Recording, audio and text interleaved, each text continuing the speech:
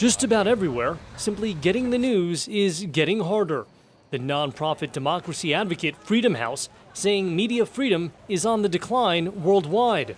We see attempts to control or manipulate the message. So the increased use of propaganda, of trying to influence editorial content in advance. And then what we also see is sort of crackdown and harassment on bloggers and people who are using these mediums to get out information. Project director Karen Karliker says media freedoms eroded so badly in 2013 that only 1 out of every 6 people worldwide had access to a free media. And in many areas that saw declines, she says, governments did not act alone. There were changes in media ownership at key outlets, and then we saw, changes in editorial tone. We saw pressure being placed on journalists. North Korea ranked the worst of the 197 countries and territories rated by Freedom House. Iran was also near the bottom, despite a slight improvement during its presidential election. And so was Syria, where journalists have been killed and kidnapped. The Middle East as a whole saw the worst press freedom declines, led by Egypt, where the military-backed government cracked down hard, targeting journalists and putting them on trial. Only 2% of the region's population has access to a free media, 14% to a partly free media, 84% living in countries where the media is not free. Yet no region fared worse than Eurasia, where in Russia journalists were jailed and beaten, some dying of their injuries. While in Ukraine, journalists protested as colleagues suffered brutal assaults, some during the Euromaidan protests.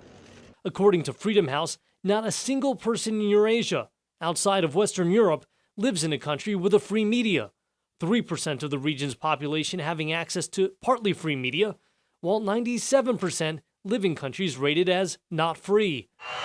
In Latin America, media freedoms hit a 5-year low, led by Venezuela, where the government cracked down on coverage of anti-government protests.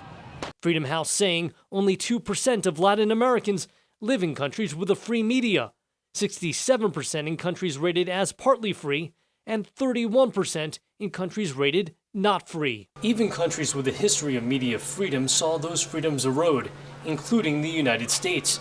Freedom House pointing to government efforts to legally harass journalists, especially those reporting on matters of national security. The U.S. Justice Department going after a reporter at the New York Times to get his confidential sources, while the government seized phone records of journalists at the Associated Press.